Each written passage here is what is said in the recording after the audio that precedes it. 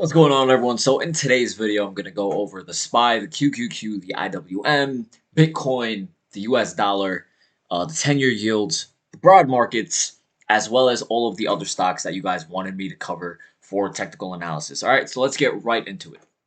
So in this morning's video on TikTok and on Instagram, I said that the SPY needed to hold 416.90 for it to remain above this uptrend level and for it to remain bullish, right? What ended up happening is clearly that did not happen. So we opened up lower, and what happens is when we fall down below a key support level, what happens is if we fall down below a support level, what tends to happen is we tend to retest where we broke down from to give another opportunity to add to shorts, and then it begins to fall down lower. So that's essentially what happened today. But what's interesting is that we couldn't even retest that level today. So this was 416.90. I said 416.90 needed to hold. We didn't even get to retest it on the SPY. And we tried to retest it, but we ended up falling before we retested it. Okay? So now what needs to hold on the SPY, right? There are a few key levels of support that need to hold. So now I drew out these two uptrend channels here, and we're currently testing and trading above both of them. But overall, so for tomorrow, the level that would need to hold is 414.20. Okay, that's the lower channel right here drawn out. 414.20 would need to hold on the SPY. If 414.20 does not hold on the SPY for tomorrow, the level that needs to hold then would become 413.69, which is the lows right here. Okay. So now if 413.69 doesn't hold, what will most likely happen is we will fill this gap all the way down to 411.50. Okay. So we've been on the right side of this the market thus far. We've been on the right side of whether to remain bullish or bearish at what levels, etc. Um, you could have became bearish as we broke down here. If you didn't get a chance to break and become bearish on that level, you have another opportunity at 414.20. Okay, if you don't add to shorts or you don't feel comfortable adding to shorts at 414.20, it makes sense. But the key level that you now have to look at is 413.70. If we break down below 413.70, what will most likely happen is we will flush down a bit. We might retest, and then it will give another opportunity to add to more shorts and fall down and fill this gap. Okay, gaps want to be filled. This form of trading and retesting on trend lines and giving a better opportunity for price action, funds and institutions and banks, they look for this sort of stuff. This is what they do, okay? So it's very important that we also do the same. All right? So there's the SPY. The QQQ, same thing. So in today's morning video, I said that, 341.90 needed to hold.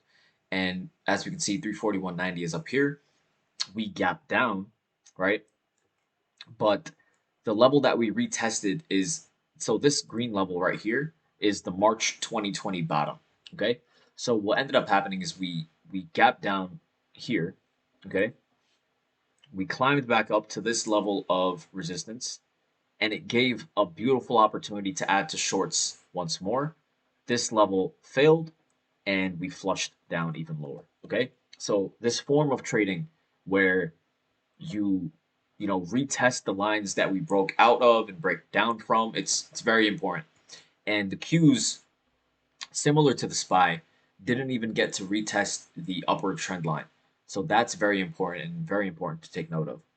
The other thing that's very important to take note of is similar to the SPY, there was a huge gap that needed to be filled. The Qs have essentially almost filled that gap.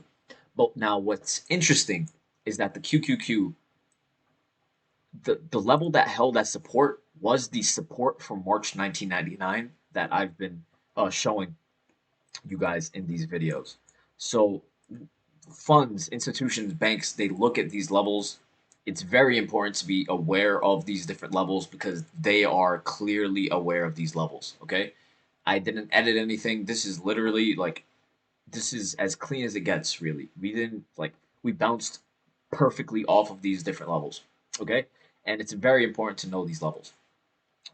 So for tomorrow, what needs to hold on the Qs is essentially 337.20, really. So that's going to be very interesting if we can hold that level. If we start to break below, the Qs have multiple gaps to the downside. So if 337.20 breaks, we can fill this gap down here to 336.55. Okay, so 336.55 would be the next target to the downside. If that doesn't hold, then as you can see, there are multiple gaps that would need to be filled on the Qs. Okay, similar to the SPY. So it's going to be very interesting to see what happens in the coming days on the overall market on the SPY and on the Qs. So on the IWM, same concept, 224.10 did not hold, and we ended up retesting it a bit. We ended up retesting this trend line here, and we fell even further. Okay, so this level, this form of trading, just persists and constantly happens. So it's very important to be aware of these levels. What ended up happening is we stayed above 220.87, which was very important for the bullish case on the IWM. So 220.87 would need to hold, and then essentially 217.50 and 218 would need to hold. If we can continue falling even further, then this bear flag will be in play for a move all the way down to 198.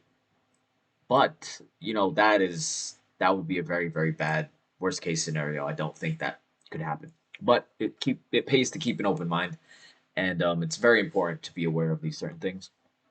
All right, so now let's go ahead and look at the dollar. All right, the dollar on Thursday and Friday it looked like we were forming somewhat of a bottom above 91.6. Okay, clearly that didn't happen.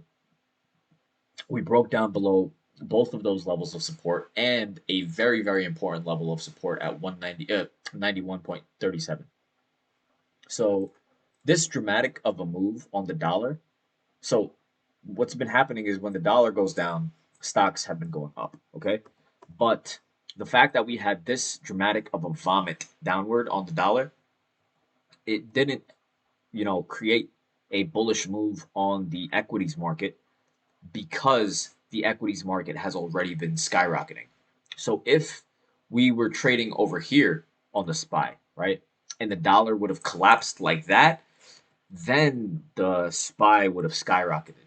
But because we've already been in an uptrend, like been in a huge uptrend for the past few weeks, the fact that the dollar did that, it doesn't hold as much weight. So that's what we're currently seeing on the dollar. So that's very, very interesting to see. We're going to keep note of this, and we're going to see if we can retest this level at 91.37 and either continue lower, or if we can cross above this, find somewhat of a support, and then go higher. So if this were to happen, then that would be very, very bearish for the overall market.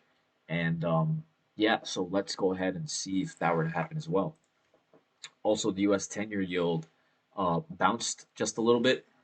It's not really correlated as much. I mean, you can make the argument that today the U.S. 10-year yield is bouncing, the QQQ fell, but I think it just fell because there's just massive exhaustion in the equities market currently.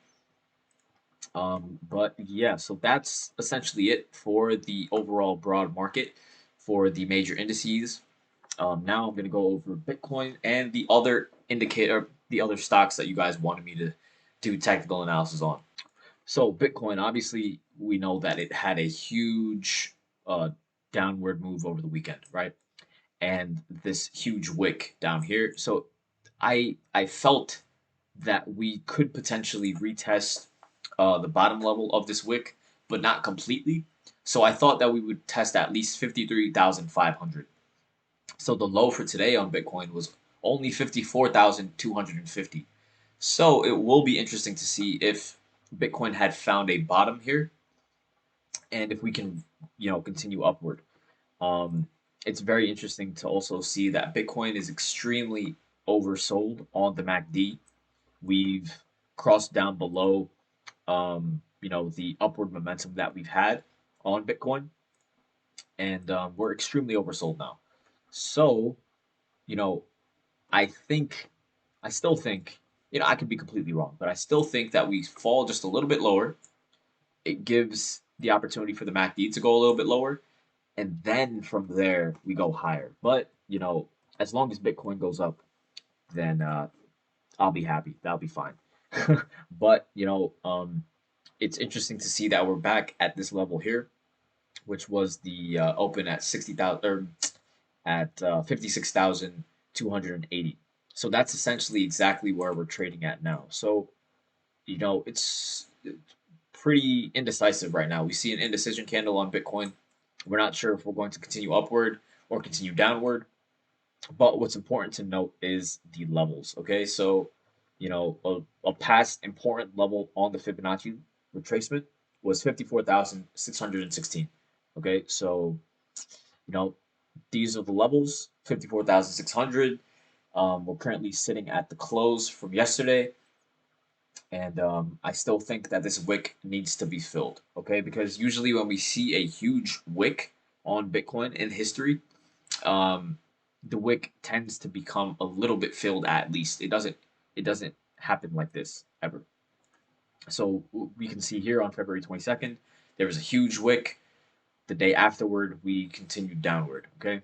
Um, Over here on March 24th, there was a huge wick. We continued downward a bit the next day, but then eventually we ended up filling a bit of it, and then we completely filled it. Okay, so I think the same might occur on Bitcoin, and this is not a good sign. Um, Definitely, we need to see somewhat of a bottom form, and we need to see the MACD curl up before we become extremely bullish on Bitcoin again in the short term. But long term, this isn't going anywhere in my opinion. So, yeah, let's see what happens. Sheesh, man, I asked you guys to comment on my YouTube video of the stock you guys want to go over, and I get like 5 stocks. But I ask you guys to DM, and you guys send me like 30. Right? So yeah, let's get right into it. All right, so we're looking at Chewy. Okay, so Chewy, we can see that it's in an uptrend. We're literally sitting at the level of support. If this level of support breaks, so tomorrow, if we're trading below 79.30, that would be very, very bearish. Um, Sorry, yes, 79.30. Um, if that breaks, then the only other layer of support, like the clear support level, would be at this level here, which is at 77.18. Otherwise, Chewy, we can see that the MACD just crossed down below. We can see that this is a huge bear flag pattern forming here, which is extremely bearish. Um, and overall, these levels of support need to hold. If we can find somewhat of a support around these levels, um, if 77.18 breaks, then the next layer of support would be at 75.14.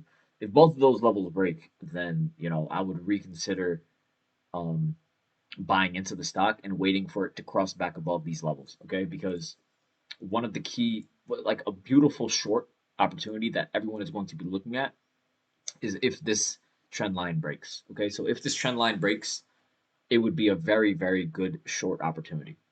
Okay, and yeah, we just need to see if that level breaks, and then you're clear for 2 to 4 points to the downside, which is a very good trade. So that's Chewy. So here's Exxon. So of course, with crude oil and energy related stocks doing so well, it's interesting to see that Exxon isn't doing much better. So now the good thing about Exxon is that we are trading exactly above the 50 simple moving average. So we can see that it bounced above the 50 simple moving average as well as this black line, which is the 10 simple moving average. Okay. And on Exxon, there was a gap to be filled at 55.98. Okay. So intraday, we can see that it wicked down below and it filled that gap. to 55.96. So we can see that it fell 2 cents into the gap, so which is a very good sign. So we filled the gap and we bounced back up. So now, you know, this gap level just needs to hold as support, which is $56. If $56 holds as support, then it's safe to remain bullish. But again, this is still a bear flag formation. Okay, so if these levels break, that would be very, very bearish on Exxon, and it's very weird that that's what's going on. But an interesting thing is that there's going to be earnings on April 30th. So what tends to happen is that stocks tend to rally into the earnings. So the fact that we're still sitting above these levels of support, it's still a very good sign on Exxon. Also, the Bollinger Bands are starting to tighten up a bit, and if we start to, climb up, then it can be a very, very nice move upward into at least $58 to $59. So it is a pretty good risk reward if you were to get in here and have a tight stop loss below $56. You can be targeting 58 and to 59. So that's at least a 3 to 4 to 1 reward to risk ratio on Exxon. So PLTR, you can see that I did analysis on this earlier with Fibonacci levels and a trend line. We have broke down below that trend line, and now where it doesn't look too good for PLTR. It's yeah, honestly, I mean, you can try to just there's multiple little small levels of support, but the real main key level of support on PLTR is this trend line here at 2018.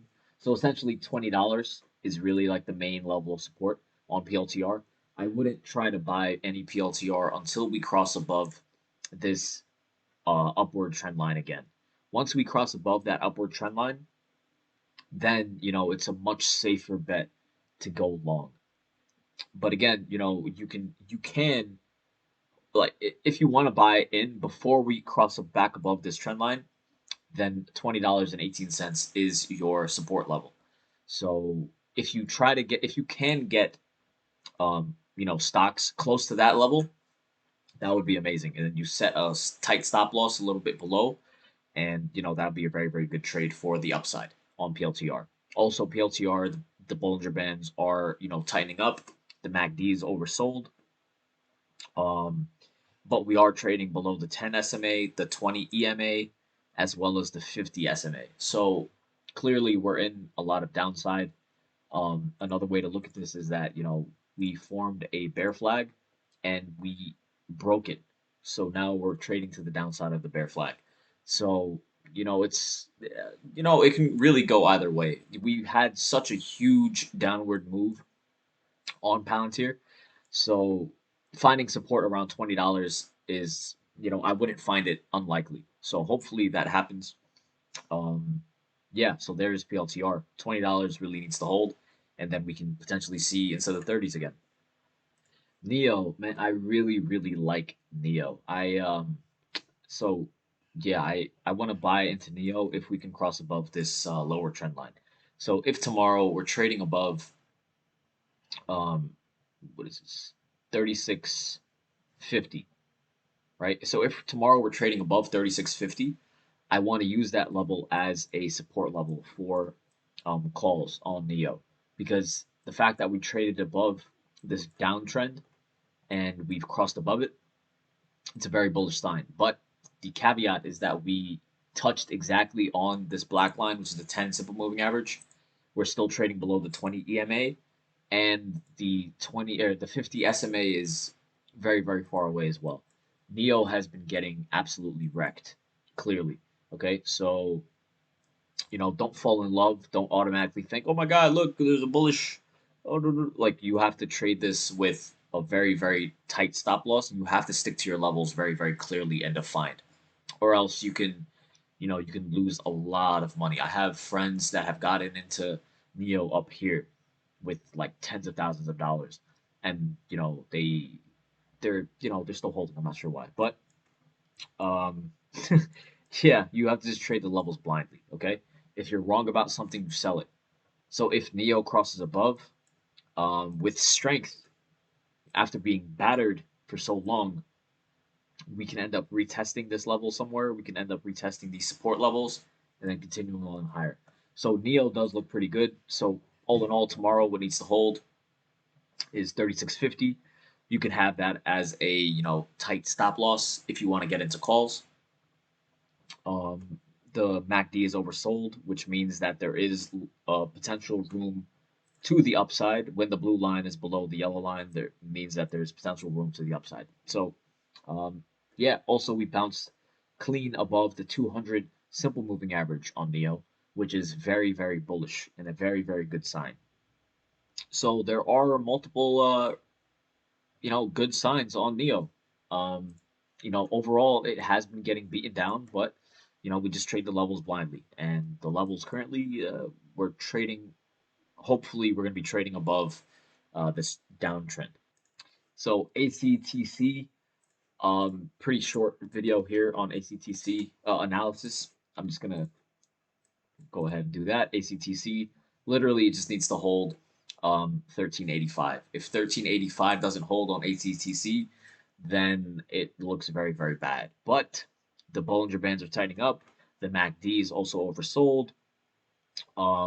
You can have a tight stop loss a little bit below 1385 for a potential move into the upper teens or the lower 20s. So the risk reward is there. Depends on how long you want to hold ACTC. But overall, it's breaking down multiple levels of support already. It had a very huge red day today as well.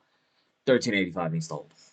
So Riot, as you know, we were getting into calls, and we collapsed through these multiple layers of support. What's interesting to see on Riot right now is that we held this level of support here at 39.13. So $39 essentially needs to hold on Riot. And another good thing is that we fell outside of the lower level of the Bollinger Band. The Bollinger Bands are also tightening up. The MACD is also extremely oversold, but we already saw that on Bitcoin. So if Bitcoin continues to fall lower, then this support won't mean much. Okay, but yeah, $39 just needs to hold on Riot.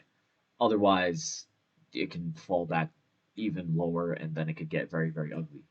The next layer of support would be at 34.25, and that would be devastating. So yeah, let's keep our eye on Riot as well. So WD-40 looks terrifying, honestly, because here's why. Because the MACD extremely oversold. Okay, so we became extremely oversold right here. All right, when the MACD is this oversold, we should see somewhat of a legitimate bounce to at least this level of resistance or higher.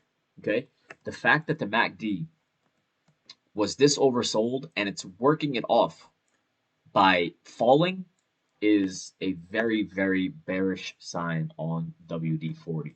So, I would not, honestly, 252.40 needs to hold. If 252.40 doesn't hold, then the next level of support would be the 200 SMA at 248.70.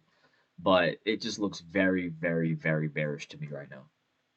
XRP, scam coin, but I'm gonna go ahead and do an analysis on it anyway because I love you guys. So here's XRP. What really needs to hold on XRP? It really depends on Bitcoin's move, but the 20 EMA needs to hold on XRP. So the 20 EMA is at 117 essentially. So 117 really needs to hold. If we continue upward, then this level of support at 115 needs to hold. If 115 holds, then I don't even want to say anything bullish about this because I just really don't like XRP.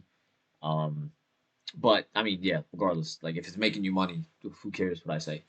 So yeah, so 115 needs to hold, 117 needs to hold. It's in confluence with the 20 exponential moving average, which is great.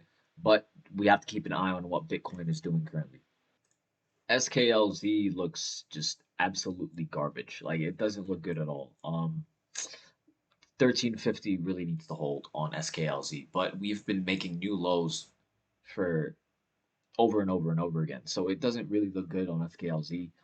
Um, But if you want to buy into SKLZ for whatever reason, then 1350 would need to be your support level.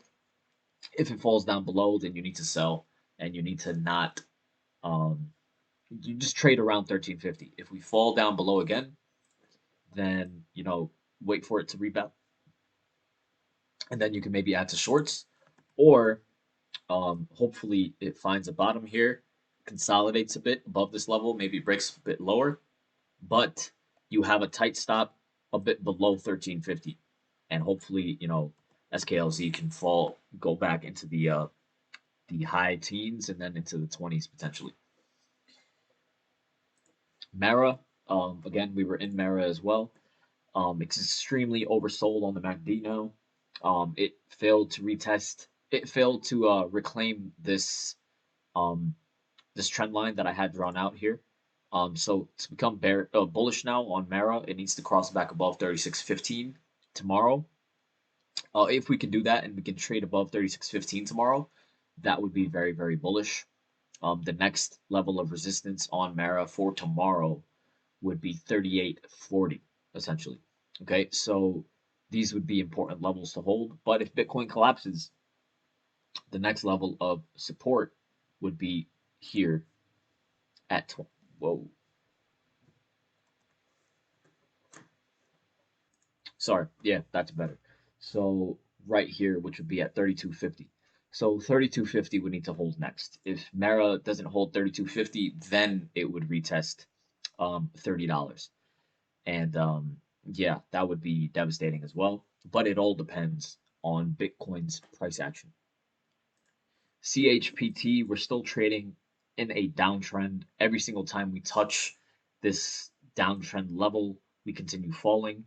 But now what's interesting is that we are now at this level of support from back in October. Okay, so we've multiple touches. Every time we touch, we bounce.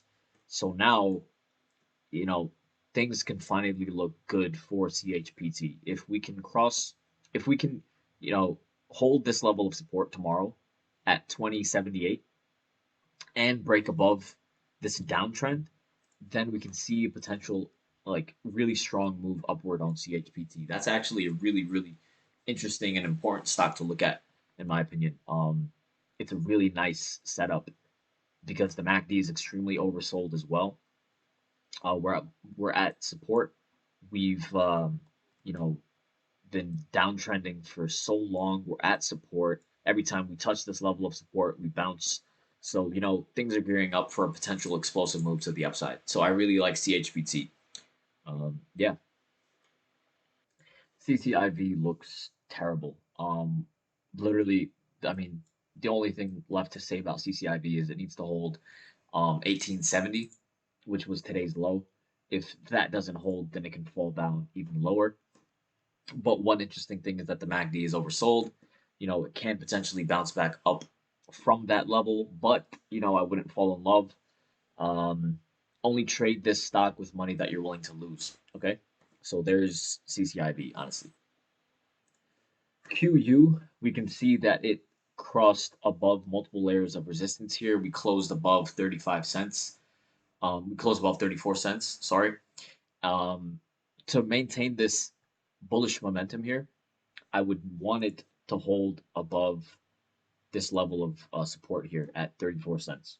If we can trade above 34 cents, then I'm comfortable to remain bullish in this stock. If I didn't buy into a position, I want it to remain above 34 cents.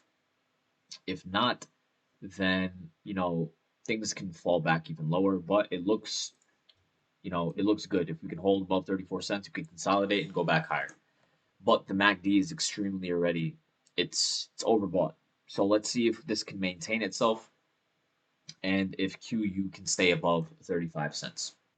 AESE, yo man, it looks really bad to me as well. Um, it needs to hold this level of support at 222. But what's interesting is that the MACD is oversold. We can, cross above it, which means that AESE can potentially bounce from 222 and find the upper 250s again. But what you have to take into consideration is that the 10 simple moving average crossed below the 50 simple moving average, which is a bearish sign. You can see that the 20 EMA is also curling down. But yeah, essentially 222 needs to hold. You can have a tight stop a bit below 222 or a potential move upward. And the risk reward is pretty decent if you think that it can go back into the $3 range. So yeah, I mean AESE looks pretty bearish, but if you trade among the levels, then it should be okay. Square, we can see that Square, it bounced exactly off of the 50 simple moving average at 242.25. Um, you know, it's extremely oversold on the MACD. We can see that it really needs to hold. Let me draw this out real quick. A Fibonacci level. This would be very, very nice to look at right now. 1 second. So we can see a potential Fibonacci retracement that we can have from here. And yeah, so the 50% Fibonacci level from here would be 240.33. And if we can hold that, then potentially the MACD can give more room to the upside and it can consolidate a bit here. The fact that we bounced off of this 50 simple moving average is also very, very bullish on Square. So hopefully, we can see a turnaround on Square. But again, I would have a tight stop loss. If it touches the 20 EMA, then I would be out. But, things are curling up. It looks pretty bullish right now. This can be a potential a bull flag formation here. So let's see if we can cross back above and go higher on Square. DLTNF, so Delta 9. Honestly, this stock has like no volume, but it's sitting above the 20 EMA. It's sitting above the 50 simple moving average, which is also very good. I wouldn't trust it anywhere below 43 cents. So you can have a tight stop below 43 cents, which is also the 200 simple moving average, which is also very good. The MACD is also extremely oversold, which can mean, even if we were to fall down here, the MACD can curl up and we can see a potential move upward. But, the risk reward, we'd be risking essentially more than 2 cents for it to maybe touch 50 cents. So the risk reward would only be, less than 3 to 1. Um, so I wouldn't want to buy into that unless you think that it can go into and cross above 55. But again, it all depends on how long you want to hold it. You can also look at it and see that it's potentially a bull flag here. So we can potentially see a move here to 58 cents. So if the bull flag works, then we can see 58 cents. And it all depends on how much money you're willing to just sit there. But there are way more volatile stocks. But yeah, you can just have a support at the 200 simple moving average and have a tight stop below it. Home Depot has been on an absolute tear. Like Home Depot, every time you think that Home Depot isn't going to do well, it ends up just going even higher. So it's just a really, really amazing stock. Honestly, like there's no real um good price point to buy. You could trade it along, certain levels, but you see that there is a bull flag, and we're trading above that, and we've broken above it. So Home Depot is just really tough to trade. Really, I wouldn't know where to start. But at first, you would really need to look at whether or not we break this upward momentum. So we have this upward momentum here. So for tomorrow, what would need to remain is 326.50. Okay, so if 326.50 were to hold on Home Depot, then we can potentially continue on to the upside. But if that breaks, then we can finally see a downside reversal, and then there's just so many layers of support here. It would just be very, very difficult to play it to the short side.